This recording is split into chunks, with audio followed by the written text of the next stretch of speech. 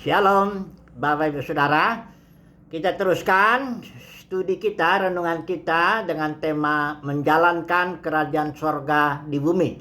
Kita akan masuk ke dalam kasus Gideon karena Israel itu simbol dari gereja.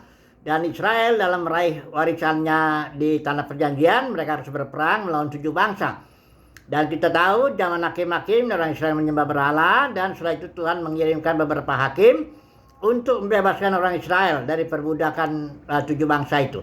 Nah, ini kita masuk ke dalam kasus Gideon ya. Nanti kita akan ambil beberapa prinsip dalam kasus Gideon agar kita memahami bagaimana caranya kita menjalankan kerajaan sorga di bumi. Karena kita pun juga berperang, hanya berperangnya melawan roh jahat ya dan segala kerajaan kegelapan. Oke lah.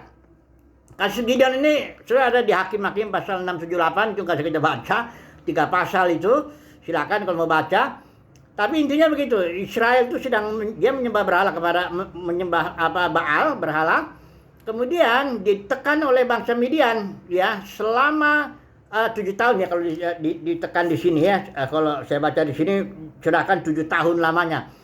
Dan caranya orang Midian itu menekan orang Israel ini yaitu dibiarin dulu orang Israel menabur ya, bikin tanaman itu. Tapi nanti mereka datang banyak-banyak merampas itu semuanya ya, makanan kambing domba diambil semua sehingga orang Israel sangat melarat sekali ya. Kemudian berseru orang Israel, biasa begitu, setelah bersusah menderita berseru kepada Tuhan, maka Tuhan kirim seorang nabi, katanya kau karena berbuat dosa. Akhirnya Tuhan kirimlah Gideon ini, dipersiapkan ini untuk menyelamatkan Israel dari bangsa Midian ya. Nah, caranya ya Tuhan selesaikan dulu urusan dengan Gideon ya, sehingga Gideon bisa percaya bahwa Tuhan itu ada keselamatan. Dan setelah itu Gideon dipenuhi roh Tuhan, dia gerakan orang Israel dari suku Manasye, yaitu terutama ada beberapa suku itu ada gerakan, ada jumlahnya 32.000 orang yang menyertai Gideon untuk perang melawan bangsa Midian ya. Nah, kemudian Tuhan bilang, ini terlalu banyak ini, 32.000 orang. Aku tidak biasa bekerja memulai sesuatu dengan banyak orang. Terus Tuhan bilang lagi Gideon, tolong dulu bicara sama yang 32.000 itu. Bilang, siapa yang takut dan gentar mundur. Ternyata mundur 22.000 orang. Tinggal 10.000 orang. Jadi ini orang Israel, umat Tuhan yang rame-rame ini, ternyata takut dan gentar. Ya gayanya aja kayak pahlawan. Mundurlah 22.000 orang, tinggal 10.000. Tuhan bilang ini pun masih kebanyakan ini. Ya, kasih lagi seleksi. Caranya bagaimana? Suruh jalan. Ya, dengan bawa ransel ya kan, namanya tentara gitu, suruh jalan. Minum tuh di sungai katanya. Nah, udah kan orang Israel udah jalan yang 10.000 itu kan aus ya. Akhirnya minumlah ya. Sebagian orang Israel minumnya kayak anjing ya. Kalau sering lihat kalau anjing itu minum di sungai, mulutnya tuh itu ngocok-ngocok di sungai itu. Ada lagi yang orang Israel yang ada penguasaan diri, dia lepaskan dulu ranselnya, dia ambil begini minumnya dari sungai gitu. Nah, Tuhan bilang, bisikan dulu. Ternyata yang minumnya kayak anjing itu ada 9.700 yang minumnya kayak anjing. Yang minumnya ada penguasaan diri itu ya, itu cuma 300 orang.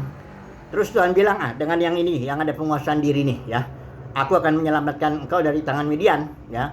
Nah, jadi kita lihat dari 2 prinsip ini ya. Kalau dalam mau menjalankan kerajaan sorga di bumi, mau mengambil warisan kita, kerajaan sorga di bumi, 2 prinsip ini Tuhan mau bekerja.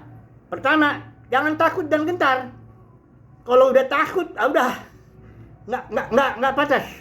Pasukan prajurit Kristus kalau udah takut dan gentar, jangan perang deh, suruh pulang aja. Karena nanti dia bikin ngomong-ngomong dan bikin takut juga orang-orang teman-temannya itu. Makanya Tuhan suruh pulang ya.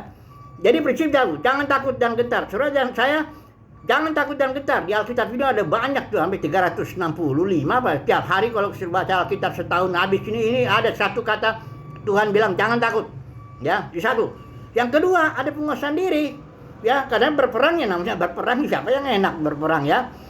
Dites dulu, dibikinlah susah hidupnya, ya kan, bawa ransel, suruh jalan, aus lah dia kan cuma, coba dulu minum. Nah itu kelihatan di situ yang rakus, yang nggak ada penguasaan diri, yang hantam aja.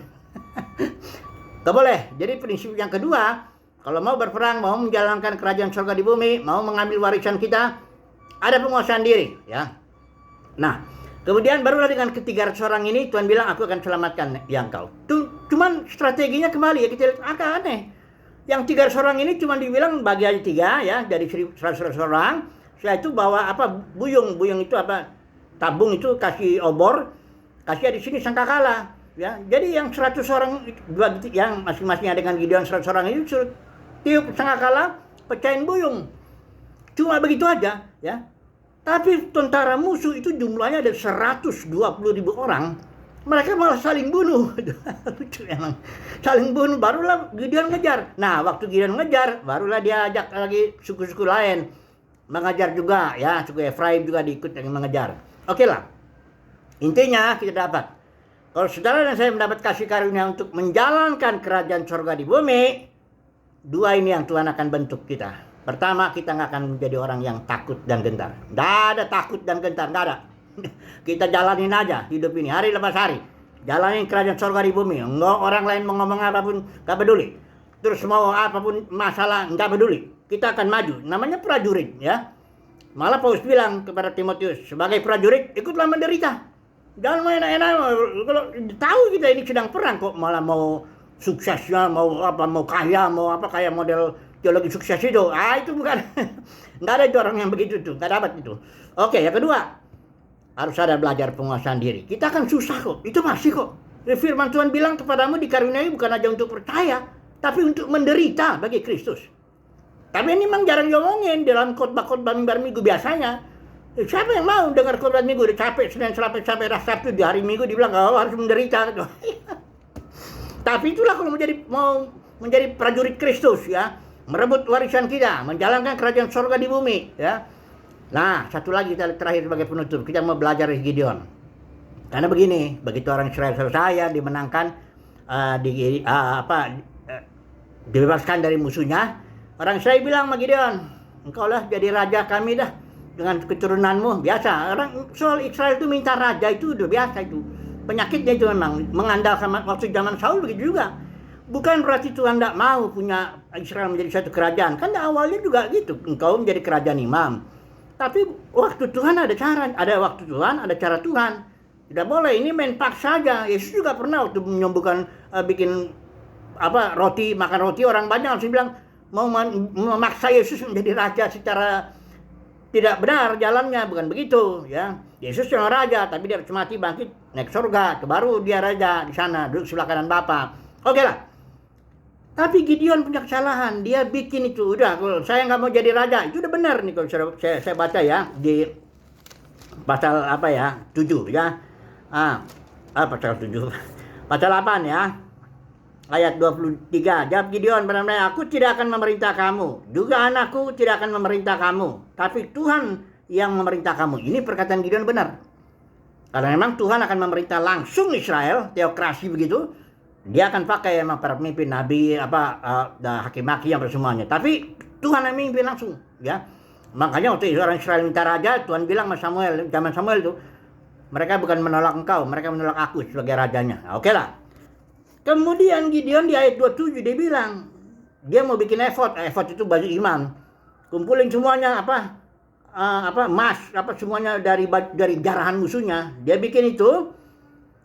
Dia bikin ditaruhnya di kotanya dia. Nah, disitulah orang Israel menyembah efodnya yang dibangun Gideon, sehingga itu membuat jerat bagi Gideon dan keluarganya. Gideon punya 70 anak ya, dari beberapa istri, dia banyak istrinya. 70 anak. Ada satu anaknya namanya Abimelek dari gundiknya.